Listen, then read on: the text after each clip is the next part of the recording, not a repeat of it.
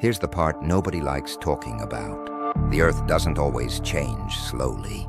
Sometimes it flips. About 11,600 years ago, the planet pulled a move no civilization has ever survived unchanged. Greenland temperatures jumped up to 10 degrees Celsius, not over centuries, not over millennia, in decades. That's not climate change. That's a system failure. And when systems fail, entire worlds vanish, animals disappeared, landscapes drowned.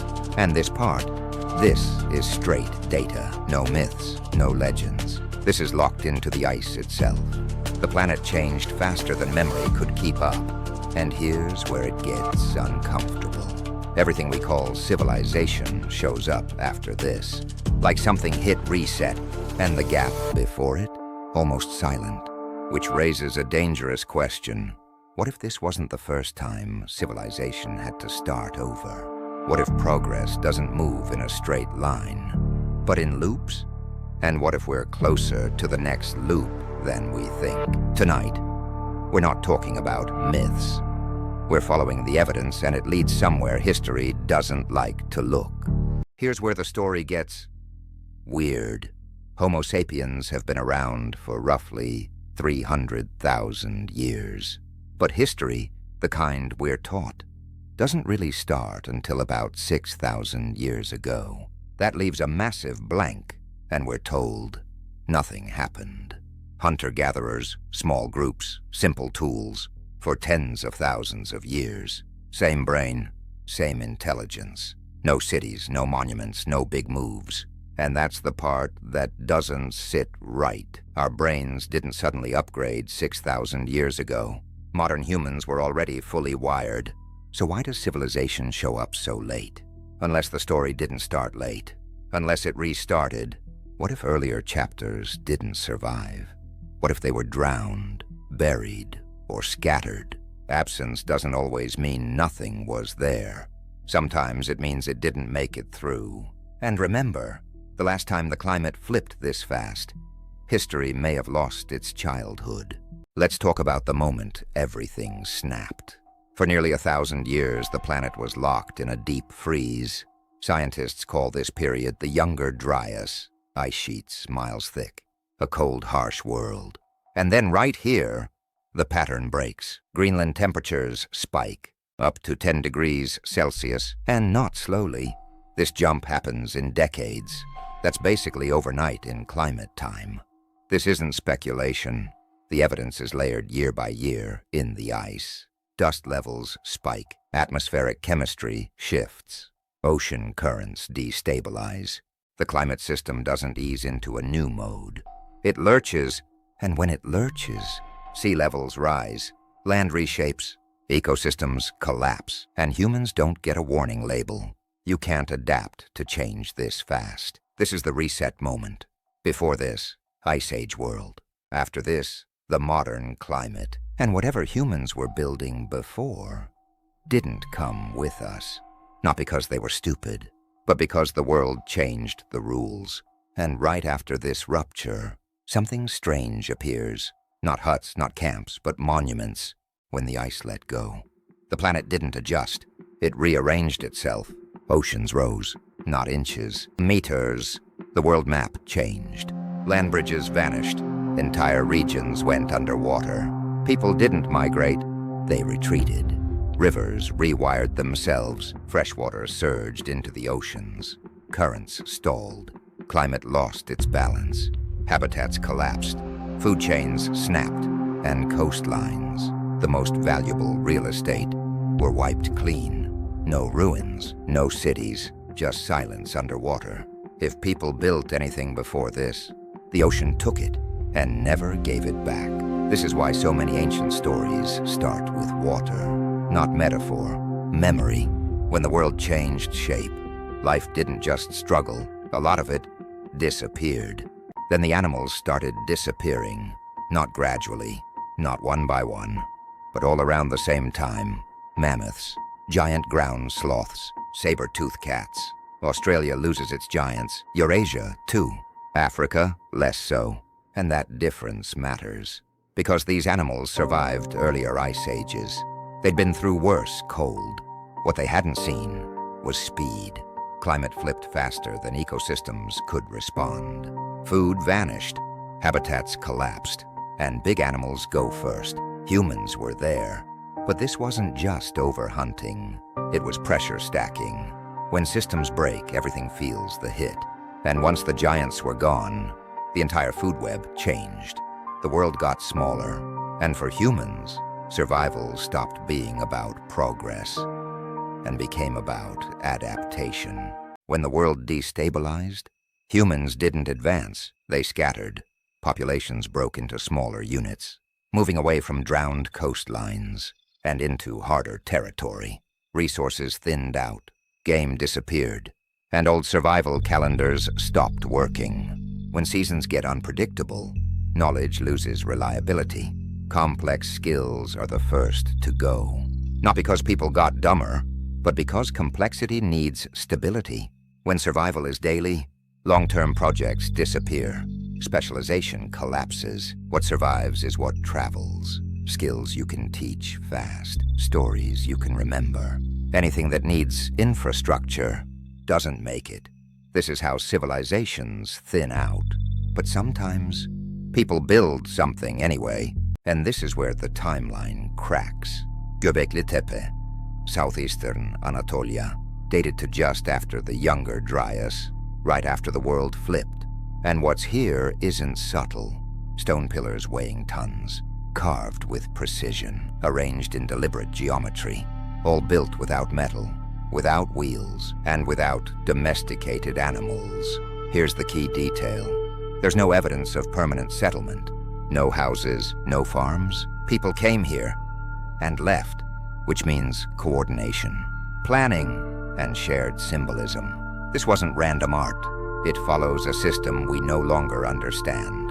Mainstream archaeology doesn't deny this site, but it struggles to explain it because it appears before farming, before pottery, before metallurgy.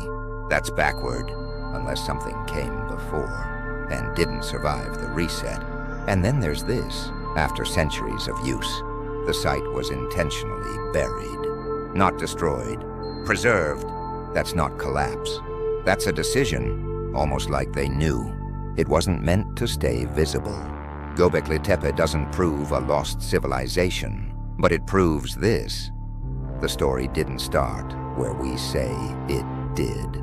And here's the detail that flips everything. Gobekli Tepe wasn't abandoned. It was buried. Carefully. No fire damage, no looting, no panic. This wasn't chaos. It was methodical, layer by layer. Archaeologists agree on that. So the question isn't what happened. It's why. Why bury something that took generations to build? You don't do that unless you're done. Not defeated. Finished. And here's the kicker. Burial preserves. Exposure destroys.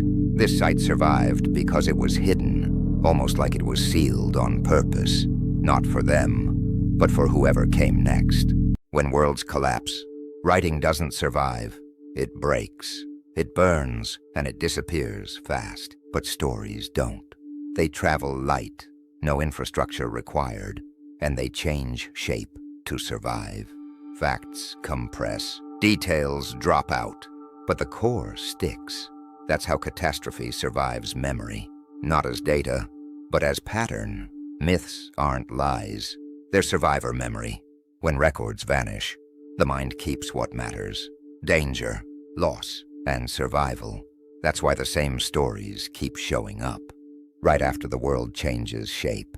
And then there's the story that won't go away. The flood. Not one culture, not one continent, everywhere. Mesopotamia remembers rising water. India remembers it too. Greece, the Americas, and Australia, different names. Same structure, sudden water, high ground. A few make it, and the world starts over. These aren't local floods. They describe total loss, and that's the tell. Survivors don't remember details. They remember impact, loss, and restart when geology and memory overlap. That's not coincidence. It's what it feels like when the world resets. and only a few are left to remember it. So why does this timing keep showing up? Because the Earth doesn't spin perfectly straight. It wobbles. That wobble is called axial precession. One full cycle takes about 26,000 years.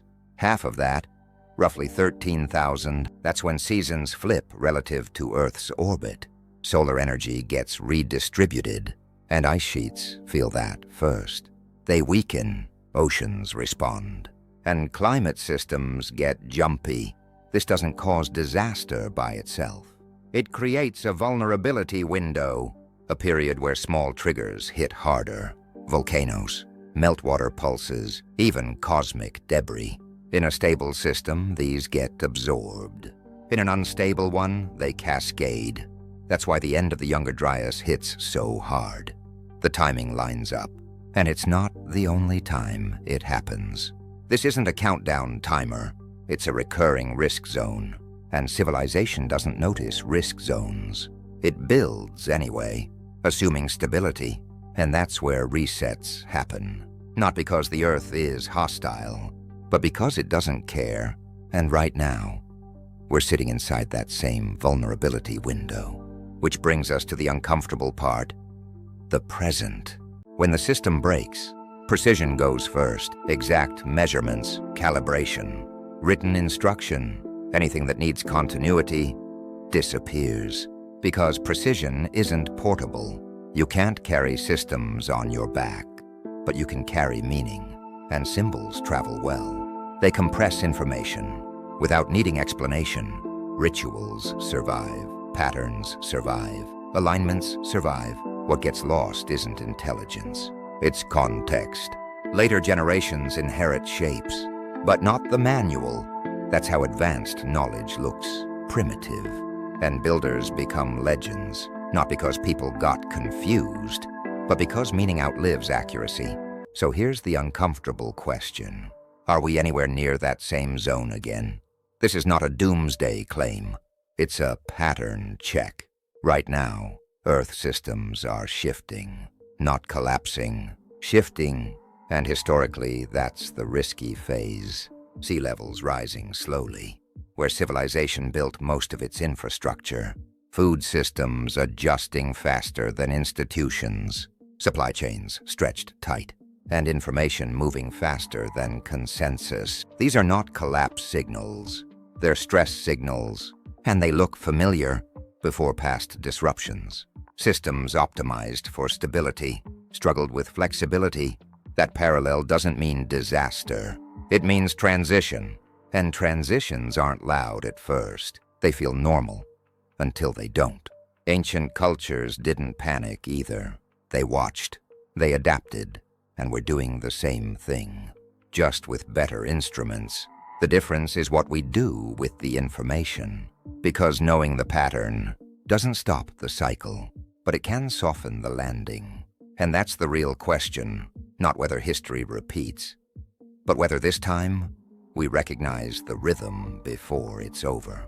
We like to think technology changes the rules, that this time is different. But here's the hard truth. Technology doesn't remove risk. It concentrates it. Modern systems are optimized, fast, efficient, and fragile. When one part breaks, everything downstream feels it. Older civilizations didn't have better tech. They had redundancy, local food, local energy, and slower systems. Optimization makes things smooth. Resilience makes them survivable. And those are not the same goal. Digital memory is powerful, but brittle. Stone lasts without electricity. Stories last without servers. That's not anti-technology, it's anti-assumption. Technology assumes continuity. Nature doesn't. So the question isn't, can technology save us? It's, can we build systems that still work when technology stops being perfect? Civilizations don't end with explosions. They end quietly. Piece by piece, confidence fades before structures fall. Every past collapse felt normal, right up until it didn't. The people living through it didn't know the label. They just felt the ground shift. If civilization resets, it doesn't punish, it reorganizes, and something always makes it through. Not everything, but enough. The last time this happened, people didn't leave warnings. They left fragments, stone without explanation, stories without dates, and patterns without context. We're not special. We're just current. And that's not pessimism, it's perspective. The question isn't how long this lasts. It's what survives if it doesn't. What we choose to carry forward.